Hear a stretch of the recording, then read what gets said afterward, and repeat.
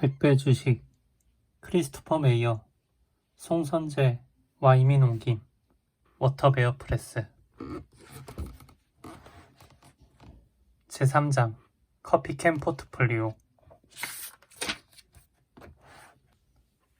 커피캔 포트폴리오에 대해 들어본 적이 있나요? T. 로프라이스의 소형주 가치펀드를 운영하는 뛰어난 투자자 프레스턴 아테이가 나와 점심을 먹으면서 했던 질문이다.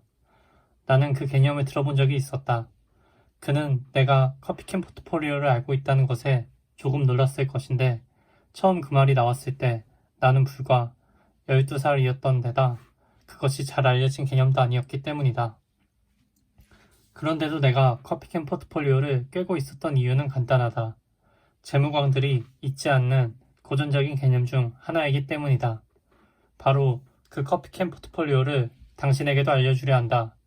이것은 100배 주식 진영의 든든한 버팀목이고 주식을 쥐고 있는데 도움이 될 것이다.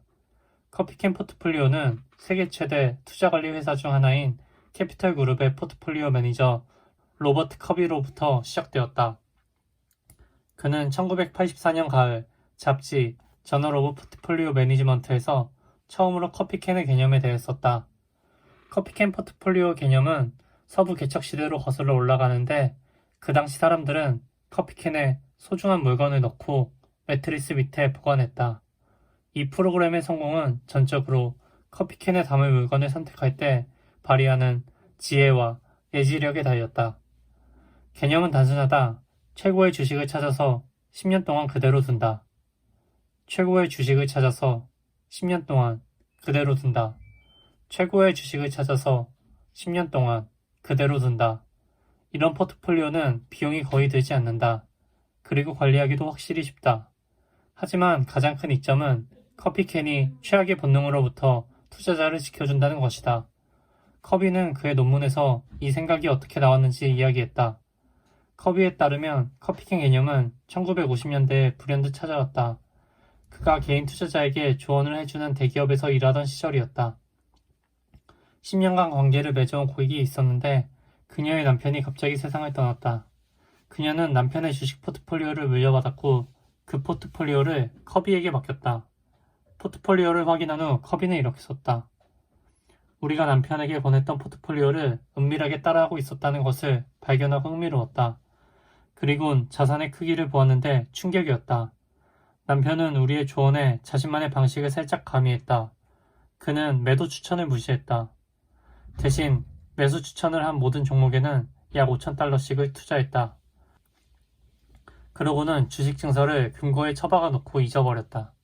이렇게 하자 멋진 일이 일어났다. 그의 포트폴리오에는 2,000달러 정도의 가치까지 하락한 망한 주식들도 제법 있었다. 그렇게 큰 비중은 아니었다. 대신 몇 개의 주식은 10만 달러까지 상승했다. 그러나 진짜 반전은 이것이다. 남편은 엄청난 주식을 하나 가지고 있었는데 그 가치는 80만 달러로 아내 포트폴리오 전체 가치보다 더 컸다. 커비는 이는 할로이드라는 회사에 작게 투자한 것에서 나왔는데 나중에 엄청나게 많은 제록스라는 회사의 주식으로 변했다. 라고 썼다. 영감을 주는 이야기이자 무관심과 게으름의 승리다.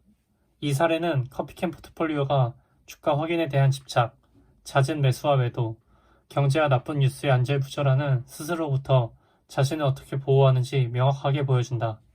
커피캔 포트폴리오는 강제로 당신의 시간 지평을 넓힌다. 10년짜리 좋은 베팅이라고 생각하지 않으면 아예 커피캔에 아무것도 넣지 않는다. 불쌍한 커비는 부인의 계정을 성심성의껏 관리하고 있었다. 기업 보고들을 충실히 따라가며 기존 주식을 팔고 새로운 주식을 추가했다. 그동안 게으른 자의 신념에 따르고 최초의 생각을 고수했더라면 더 좋았을 것을. 왜 더 많은 사람이 주식을 쥐고 있지 못하는 걸까? 펠프스는 투자자가 사업 성과가 아니라 분기 혹은 연간 실적을 기준으로 주가 성과를 측정하도록 제약받고 있다고 썼다. 많은 사례 중에서 기억에 남는 사례는 화이자인데 그 주식은 1946년부터 1949년까지 그리고 다시 1951년부터 1956년까지 약세를 보였다. 성과 지향적인 고객은 그런 실패한 주식을 사라고 한 투자 조언가에게 계속 불평했을 것이다. 그러나 1942년부터 1972년까지 보유한 투자자는 141배를 벌었다. 펠프스는 뉴스, 주식시장, 경제전망, 그리고 나머지 모든 것을 무시하고 화이자의 연간 재무 수치만 살펴봤다면 결코 주식을 팔지 않았을 것이라고 밝혔다. 화이자는 내내 높은 자본이익률을 창출하는 등 수익성이 좋았고 이익도 변덕스럽기는 했지만 더 높은 수준으로 증가했다. 화이자는 좋은 커피캔 주식이었다.